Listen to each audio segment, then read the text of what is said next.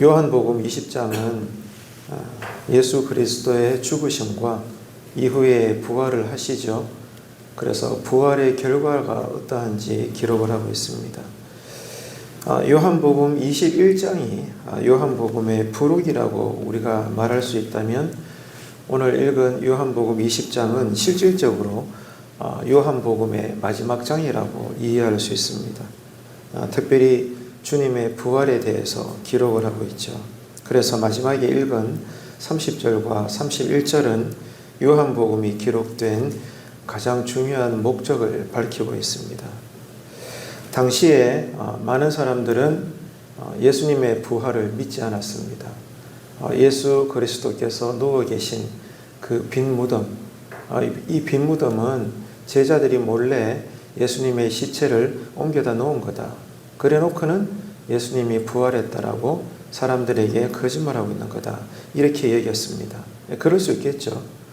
우리들도 그들의 입장이라면 충분히 그렇게 생각을 할 겁니다. 그런데 그 말이 맞다면, 성경의 의도를 한번 생각해 보십시오. 예수님의 제자들이 실제적으로는 예수님의 시체를 옮겨다 놓고는 거짓말로 예수님이 부활하셨다라고 했다면, 예수님의 이 부활의 첫 증인으로 사람들은, 제자들은, 성경은 어떻게 행했겠습니까? 그 당시 사람들이 믿을 수 있고 신뢰할 수 있는 사람을 부활 현장의 첫 증인으로 내세우지 않겠습니까? 그래서 그 사람이 어떤 말을 하든지 신뢰할 수 있는 정치적, 경제적, 또 법적으로 합당한 사람이기 때문에 그런가 보다 라고 믿지 않겠습니까? 그런데 방금 우리가 읽은 것처럼 예수님이 부활하신 그 현장의 첫 증인이 누구라고 말하고 있죠? 막달라 마리아입니다. 그 당시에 여인입니다. 그것도 온전한 여인이 아니죠. 많은 사람들로부터 이렇게 버림을 당하고 소외당하고 무시당하고 인정받지 못하는 한 여인이 예수 부활의 첫 증인으로 기록이 되고 있습니다. 신뢰받지 못하는 여인이에요. 무슨 말입니까? 성경은 있는 그대로의 사실을 기록하고 있는 하나님의 책이라는 겁니다. 이 사실을 우리가 알 수가 있는 거예요. 성경은 거짓말을 하지 않습니다. 이것이 우리에게 오늘 또 읽을 때 은혜가 되는 것입니다. 성경은 신화가 아닙니다. 예수 부활은 꾸며낸 거짓말이 아닙니다.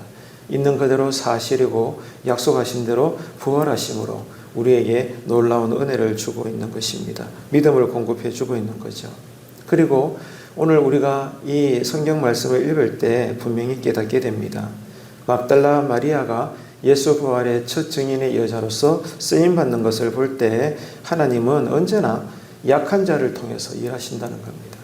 약한 자를 통해서 신앙의 증인을 삼으시고 많은 사람들에게 복음을 전하게 하시는 하나님의 섭리를 우리가 읽을 수가 있는 겁니다. 이런 걸 볼 때 이 새벽에 나온 우리들도 약한 자인 것입니다. 약한 우리가 늘 성령님의 은혜로 기도할 때 회개하게 하셔서 늘 우리를 쓰시는 하나님. 다시 말해 오늘도 우리가 기도할 때 쓰임받기를 기도해야 되는 것입니다. 예수님께서 부활하셨습니다. 예수님의 무덤에 예수님의 시체가 없습니다. 그래서 빈 무덤가에 앉아 울고 있는 이 막달라 마리아에게 부활하신 예수님이 나타나셨습니다. 그리고 마리아를 위로하죠. 그랬을 때 막달라 마리아는 예수님을 반기는 마음에 만지려고 합니다. 그때 예수님께서는 어떻게 말씀하시죠? 만지지 말라는 거예요. 내가 아직 아버지께로 가지 않았기 때문에 만지지 말아라. 이렇게 말씀하십니다. 이 말씀은 상당히 특이하고 지금까지도 많은 성경학자들 사이에 해석이 분분합니다. 그러나 우리가 분명히 이해하고 알 수 있는 대목은 이것입니다.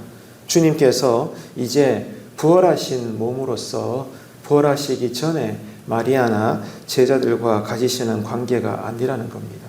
십자가 달리시기 전, 부활과 그 십자가 이전에 예수님과 제자의 관계는 쉽게 말해 육체로 아는 관계였다면, 이제 부활하신 예수님은 신령한 몸이 되셨습니다. 원래의 몸이 되신 거죠. 그래서 성령 안에서의 연합이라는 것을, 이 사실을 강조하기 위한 의도로 마리아를 향해, 이 막달라 마리아를 향해서 만지지 말아라. 내가 아직 아버지 하나님께 나가지 않았다. 다시 말해 성령 안에서의 예수님과 제자들 사이에 새로운 연합이 필요하다. 그것을 지금 강조하는 의도를 가지고 계시는 겁니다. 신자는 날마다, 오늘도 그렇습니다. 저와 여러분이 사람이 눈으로 볼 때는 우리 각자가 삶에 처한 형편이 다 다르지만, 그러나 동일하게 중요한 것은 우리가 그리스도인으로서 성령에 매여야 된다는 것입니다. 쉽게 말해서 은혜로 살아야 된다는 거예요. 주님으로 인해 깨달은 은혜, 그리고 성령 체험, 주님께서 우리에게 부어주시는 기름 부으심이 있을 때 우리는 그 믿음으로 내가 가난하든 부유하든 어떤 삶의 형편이든지 오늘도 우리는 그렇게 사는 겁니다. 믿음으로 생각하고 믿음으로 반응하고 행동하는 것이죠. 여러분, 오늘 우리가 이 요한복음 20장을 읽을 때 예수님께서 부활하셨습니다. 그래서 이 예수님의 죽으심과 다시 살아나심, 이 부활하심, 이것이 이제 주님과 우리 사이에 모든 것을 새롭게 하시는 겁니다. 그래서 바른 신앙 생활이라고 하는 것은 다른 거 없습니다. 십자가와 부활의 능력을 아는 것입니다. 이 십자가와 부활의 능력을 믿고 그 능력을 체험하는 것입니다. 오늘 또 우리는 그 능력 안에서 사는 것이죠. 죽으신 예수님으로 인해 두려움에 숨어있는 제자들에게 불현듯 부활하신 주님은 찾아오십니다. 그리고 평안하라고 말씀하시죠. 19절에 샬롬을 전해주고 계십니다. 그리고 더 나아가서 십자가에 달리셨던 구멍난 손과 옆구리를 보여주십니다. 그랬을 때 제자들이 기뻐하죠. 왜 굳이 예수님이 문이 닫긴 그 문을 신령한 형체로 통과하시면서 부활체의 몸으로서 주님이 슬퍼하고 숨어있는 제자들에게 나타나셨습니까? 그래서 샬롬을 전해주시고 손과 그 옆구리에 구멍난 자국을 보여주십니까? 부활 신앙을 가지라는 겁니다. 약속대로 내가 부활했노라. 나는 사망과 죽음의 권세를 이겼노라. 이 사실을 두려움에 떨고 있는 제자들에게 분명히 보여주고 있는 거죠. 오늘 이 새벽에 우리가 왜 나왔습니까? 어떤 신앙으로 나왔습니까? 바로 이 부활 신앙입니다. 이것이 살아있는 믿음인 것입니다. 그래서 오늘 또 우리는 이 믿음을 위해서 기도해야 되는 거죠. 부활하신 주님이 제자들을 파송하십니다. 그런데 우리가 생각을 해야 될 것은 아직 제자들은 준비가 되어 있지 않습니다. 오히려 예수님처럼 잡혀 죽을까 봐 문을 꼭 닫은 채 잠그어 버린 채 자기들끼리 벌벌 떨고 있는 것이 전부입니다. 그런데 이런 제자들을 향해서 예수님은 복음을 전하라고 여전히 등 띠물면서 사명을 주시며 파송하고 계시더라는 겁니다. 아직 준비가 되어 있지 않는 제자들인데 어떻게 이 일이 가능한 것일까요? 오늘 본문을 읽어보니까 그 해답을 알 수 있습니다. 주님께서, 부활하신 주님께서 두려움에 떨고 있는 제자들에게 성령을 부어주고 계십니다. 성령을 받을지어다. 성령을 부어주고 계세요. 그렇기 때문에 이제 제자들은 여전히 약하지만 성령의 능력으로 복음을 전할 수 있고 파송받을 수가 있는 겁니다. 성경은 동일합니다. 언제나 이 맥락을 우리에게 보여줍니다. 처음에 성경의 시작인 창조 때에 보십시오. 아담이 하나님의 손으로 지음받고 난 다음에 마지막으로 하나님께서는 이 흙으로 이렇게 창조되어진 아담의 몸에다가 그 코에다가 생기를 불어넣습니다. 그랬을 때 비로소 아담이 생명이 된지라 성경 창세기의 기록인 것입니다. 바로 이거예요, 여러분. 우리가 믿음으로 산다는 것은 성령으로 사는 것입니다. 성령 충만으로 사는 거예요. 그렇기 때문에 교회는 겉으로 볼 때 조직적으로 작은 교회든 대형 교회든지 간에 중요한 것은 교회를 이루고 있는 성도님들이 성령 체험해야 합니다. 은혜를 체험해야 되는 것입니다. 왜? 그래야 복음을 담대히 전할 수 있고 또 모든 일에 충성할 수 있고 그것이 바로 교회가 이루어지는 것입니다. 성령이 아니고는 생명이 될 수 없습니다. 하나님의 사람이 될 수 없습니다. 하나님과 우리 사이에 신령한 교제가 일어날 수가 없는 것입니다. 부활하신 주님이 제자들을 찾아오신 또 하나의 이유는 믿지 못하는 도마를 위해서입니다. 그래서 이 도마가 제자들로부터 부활하신 예수님을 보았다라는 이야기를 들었을 때 빙정거리며 말합니다. 그런 소리 하지 마라. 직접 내 손으로 예수님의 손과 옆구리에 손을 넣어보지 않고는, 부활하신 주님을 보지 않고서는 나는 믿지 않겠다. 너희들의 말을 내가 믿을 수 없다. 이렇게 말했지 않습니까? 이런 도마를 향해서 부활하신 주님이 친히 찾아오시사 뭐라고 말씀하십니까? 도마야, 도마야. 믿음 없는 자가 되지 말고 믿는 자가 되거라. 믿음 없는 자가 되지 말고 믿어라. 이렇게 오늘 요한복음 20장은 그 당시 사도 요한은 우리에게 주 예수 그리스도를 믿어라, 이렇게 요한복음을 갈무리하면서 우리에게 외치고 있는 것입니다. 믿는 자가 되어라. 그랬을 때 도마가 비로소 고백합니다. 나의 주님이시여 나의 하나님이시나이다. 최초의 도마로서는 신앙 고백을 하는 것이죠. 무슨 말입니까? 믿지 못하는 도마를 찾아와서 믿게 해주시는 주님, 이것이 우리에게 은혜라는 것입니다. 내가 노력해서 은혜 받는 것이 아닙니다. 주님이 우리에게 믿음을 주시는 겁니다. 은혜를 주시는 거죠. 그래서 이 새벽에도 우리는 은혜를 사모하는 것입니다. 그리고 주님은 이어서 또 이렇게 말씀하시죠. 보지 못하고 믿는 자들은 복되도다.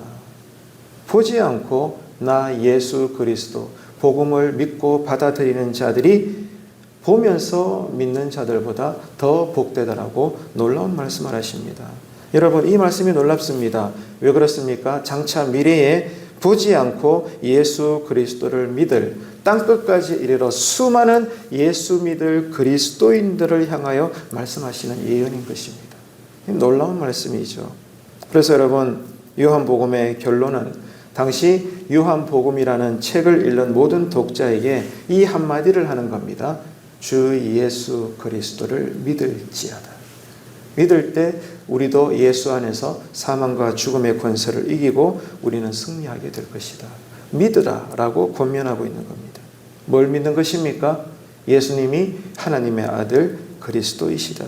그래서 그 예수님을 믿고 그 이름을 힘입어 생명을 얻게 하시려고 이 요한복음이라는 성령님의 감동으로 한 권의 책이 기록되었음을 요한은 이 기록 목적을 오늘 20장에서 언급하고 있는 겁니다. 자, 31절을 보시겠습니까? 함께 읽도록 하겠습니다. 31절 시작. 오직 이것을 기록함은 너희로 예수께서 하나님의 아들 그리스도이심을 믿게 하려 하며 또 너희로 믿고 그 이름을 힘입어 생명을 얻게 하려 함이니라. 아멘. 믿음이 무엇입니까? 믿음은 1차적으로는 교회 밖에 많은 불신자들에게 반드시 필요한 것이죠. 근데 여러분, 그것만큼이나 중요한 것이 있습니다. 교회 안에 우리들에게도 이 믿음이 여전히 필요하다는 것입니다. 교회 안에도 아직 거듭나지 못한 종교인들이 많습니다. 교회를 하면서도 성령의 기름 부음 없이 내 안에 그저 조금 있는 종교적 열심을 가지고 여러분 교회 생활을 하는 사람들 많습니다. 예배가 편합니다. 교회가 낯설지 않습니다. 모든 교회의 생리와 나름대로의 성경에 대한 지식도 있습니다. 그런데 많은 사람들이 착각합니다. 그게 바로 내가 거듭난 증거 아니겠어? 아닙니다, 여러분. 그것은 기독교라는 종교에 익숙해져 있기 때문입니다. 익숙함과 거듭남은 같은 것이 아닙니다. 누가 여러분 구원받은 사람입니까? 예수 믿는 사람입니까? 교회 다니는 사람이 아니라 십자가와 부활의 능력을 믿는 사람입니다. 믿음으로 체험한 사람입니다. 그 기름 부으심으로 십자가와 부활의 권능으로 오늘 또 내가 충성하며 사는 사람입니다. 그 사람들이 예수 믿는 사람이죠. 이 믿음으로 오늘 또 우리가 살기를 기도해야 됩니다. 말씀을 맺겠습니다.